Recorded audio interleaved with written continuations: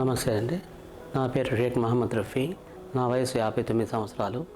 నేను మంగళం డిపోలో ఆర్టీసీ కంట్రోలర్గా పనిచేస్తున్నాను. నాకు 2 మంత్స్ నుంచి చెస్ట్ దగ్గర నడిచినప్పుడు పెయిన్ లాగా మంటలాగా వచ్చేది. ఆ మంట 1 మంత్ నుంచి ఎక్కువగా ఉండి మెట్లెక్కినప్పుడు ఆయాసం అవి వచ్చేది. వేరే హాస్పిటల్ దగ్గర పోయి యాంజియోగ్రామ్ చేయించినాము. వాల్వ్స్ బ్లాక్ అయిపోయినాయి, సర్జరీ చేయాలన్నారు. అన్ని హాస్పిటల్స్ కన్నా బెటర్ హాస్పిటల్, మంచి ఫెసిలిటీ ఉండే హాస్పిటల్స్లో చేద్దామని చెప్పి కుటుంబ సభ్యులు నిర్ణయించారు. దాంట్లో భాగంగా అమరా హాస్పిటల్ నందు సీకు జిల్బర్ట్ సార్ లక్కీగా వచ్చున్నారు అని వేరే వాళ్ళ ద్వారా ఇన్ఫర్మేషన్ వచ్చింది. మా అబ్బాయి మా పాప ఇద్దరు పోయి సార్తో మాట్లాడి ఈ యాంజియోగ్రామ్ చూపించారు. ఆయన ఓపెన్ హార్ట్ సర్జరీ చేయాలని చెప్పారు. ఇంకొక సెకండ్ థర్డ్ ఒపీనియన్ డాక్టర్స్ దగ్గర కూడా తీసుకున్నాము.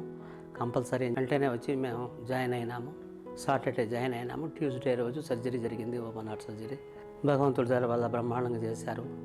మంచి ఎఫెక్ట్స్ ఉన్నాయి, బాగా నీట్గా ఉంది, హెల్తీగా ఉన్నాను.